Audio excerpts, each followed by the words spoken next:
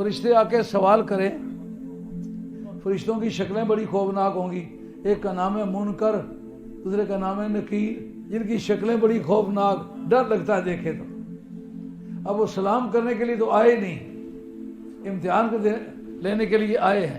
کہا مولا کی شکلیں ان کی ڈراؤنی ہوں گی، قبر کی دنیا ہوگی۔ حضور نے عرض کیا مولا کریم مجھے کدم اور موقع ملے میں قبر پہ ساتھ چلے جاؤں، اس کو گھبراہٹ ہو مجھے دیکھ کے اس کی ڈھارس بن جائے۔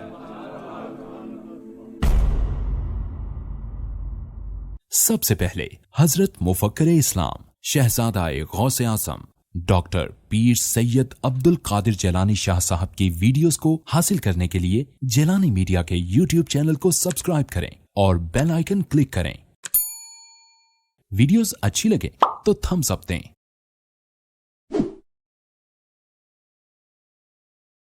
کیا یہ عرس پہلی امتوں میں عرس کے نام سے استعمال ہوا ہے؟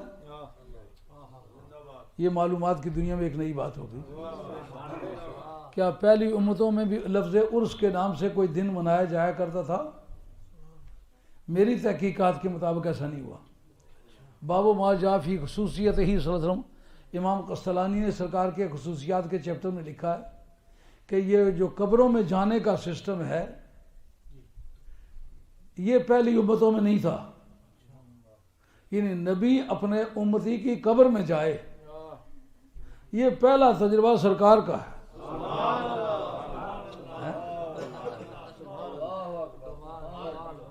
اساں کی چھوڑی چھوڑی نسنے ہو وہ اساں نے ابا جی یہ جڑی تو ہمیں پچھ کرنے پہ نعرہ تکبیر، نعرہ رسالت، نعرہ حیدری، نعرہ غوثیہ، مفکر اسلام شہزادہ غوث اعظم کا قصہ یہ ہوا کہ حضور نے بارگاہ خداوندی میں درخواست پیش کی کہ مولا کریم اتنا بڑا پریسکرائبڈ ایریا ہے، اتنی بڑی یورسڈکشن ہے کہ جہاں تک کا تو خدا ہے وہاں تک کا میں رسول ہوں، عمر 23 برس دی ہے، کتاب وہ دی ہے مہیمنن علیہ جو ساری آسمانی کتابوں کی جامع ہے۔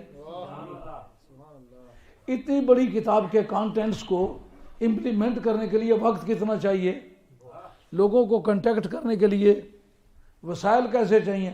کہا پیارے وسائل کی کبھی ہم یوں پوری کر دیتے ہیں کہ سلیمان علیہ السلام کو ایریا بڑا دیا تھا، ان کو ٹرانسپورٹ کے طور پر ہوا عطا فرمائی تھی، ان کا تخت اڑا کے وہ لے جایا کرتی تھی، کوئی پٹرول نہیں، کوئی ڈیزل نہیں، کوئی گیس نہیں، بس صرف حکم دیا تخت لے کر کے اڑا کے لے گئی، مہینے بھر کی راہ، غدوہا شہر و رواحها شہر۔ اب تیرے لیے ہم ایسا کرتے ہیں کہ تجھے جانا نہیں پڑے گا، جگہ کی ڈیوٹی لگاتے ہیں، جس کو تو دیکھنا چاہے وہ تیری بارگاہ میں آئے۔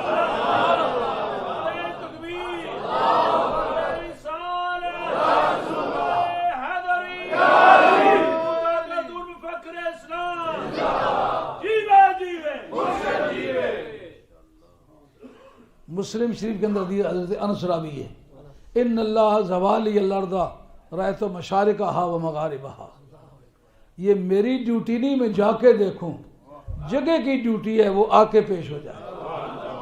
کہ معراج کی صبح کو جو بیت المقدس حضور کی بارگاہ میں حاضر ہوا، یار لوگ کہتے ہیں کہ اگر غیب جانتے تھے تو تخت لانے کی کیا ضرورت پڑی؟ کہ یہ بات ہم مان لیتے ہیں کہ تمہارا یہ اعتراض درست ہے برسبیل تنزل، مگر اس کا جواب سنو۔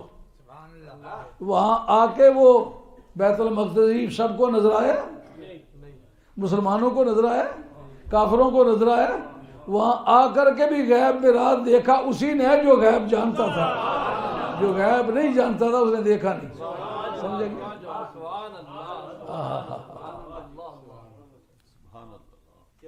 اب سرکار نے عرض کیا مولا کریم ملک اتنا بڑا ہے، قانون اتنا بڑا ہے، امت دعوت اتنی بڑی ہے، جو مجھے مان لے گا وہ امت اجابت ہے، لیکن جس وقت طالب علم کی تیاری استاد نہ کرا سکے حال تک پیچھا کرتا ہے، ایگزامینیشن حال تک پیچھے جاتا ہے، چلو اس کو کوئی آخری بات بتلا دوں تاکہ پاس ہو جائے۔ اگر مجھے موقع دیا جائے میں قبر میں چلا جاؤں، فرشتے آ کے سوال کریں، فرشتوں کی شکلیں بڑی خوفناک ہوں گی، ایک کا نام ہے منکر، دوسرے کا نام ہے نکیر۔ ہم نے چند مولویوں کو دیکھا وہ منکر کہتے ہیں، فرشتوں میں منکر کوئی نہیں ہے، نہ جانے انجان، جن کی شکلیں بڑی خوفناک، ڈر لگتا ہے دیکھے تو۔ اب وہ سلام کرنے کے لیے تو آئے نہیں، امتحان کو لینے کے لیے آئے ہیں۔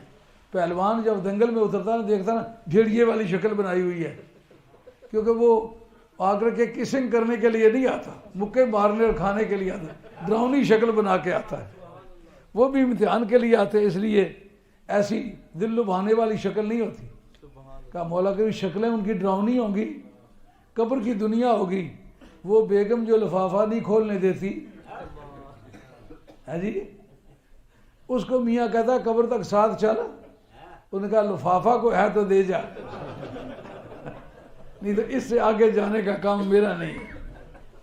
ماں اپنی ممتا کے مارے وہ ثبوت لاتی، اس کا کوئی انتہا نہیں، وہ بھی کہتی ہے قبر میں جانے کے لیے تیار نہیں ہے۔ بوٹا ایک بڑا سیدھا سادہ قسم کا شاعر تھا، لنگوٹا باندھنے والا، کہا محمد بوٹیا سارا جہان جھوٹا، نبی پاک دیاں سچیاں یاریاں نے، جدو باغ وچ خزانے بال کھولے، پنچھی اڑ گئے باہر اڈاریاں نہیں، جڑے کہندے سن مراں گے نال تیرے، اج انہاں بھی بازیاں آ رہیاں نہیں۔ محمد بوٹیا سارا جہان جھوٹا، نبی پاک دیاں سچیاں یاریاں نہیں۔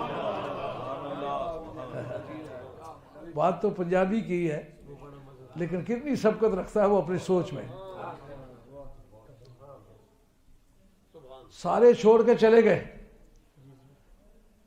حضور نے عرض کیا مولا کریم مجھے کہ موقع ملے میں قبر میں ساتھ چلے جاؤں، اس کو گھبراہٹ ہو مجھے دیکھ کے اس کی ڈھارس بن جائے۔ اچھا عرس کی بنیاد کیا ہے؟ جب سوال کرتے ہیں بتا تیرا رب کون سا ہے، تیرا دین کون سا ہے، رسول کے وقت کہتے ما کنت تقول فی حق حاضر رجل، یہ شناخت پریڈ صرف سرکار کے بارے میں ہوگی، قرآن کے بارے میں نہیں ہوگی، حدیث کے بارے میں نہیں ہوگی، عقیدے کے بارے، خدا کے بارے میں نہیں ہوگی، سرکار کے بارے میں یہ پہچان کیوں کراتے ہیں، شناخت پریڈ کیوں؟ ان کا جو سرکار کو پہچاننے میں فیل نہ ہو، پاس ہو جائے، خدا کو پہچانے بغیر چھوڑتا ہی نہیں، اور اگر نبی کی پہچان میں اگر وہ فیل ہو جائے خدا کو پہچان سکتا ہی نہیں۔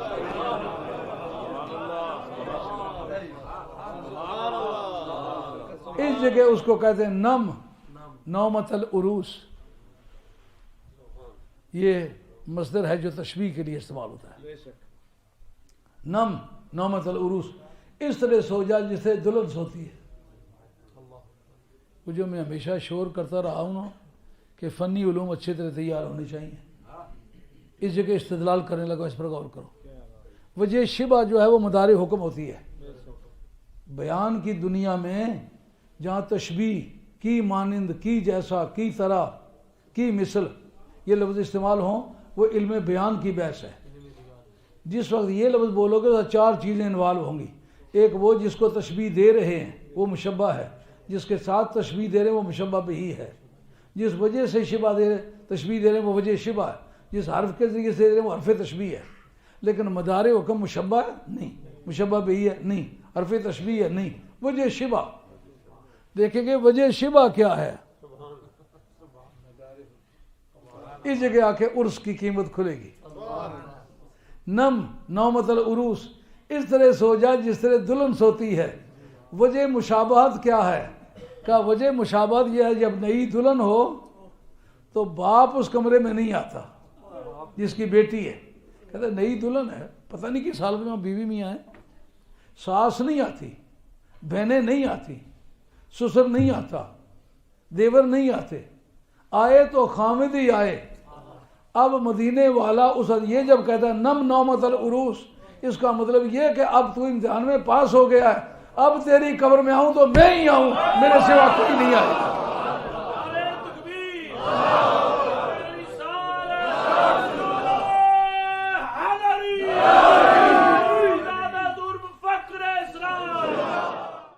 تقدیر میں لکھا ہوا تھا کہ بغیر آ کے جب وہ آ گئے تو نبی کے تھپیڑے نے تقدیر بدلی کہ نہ بدلی؟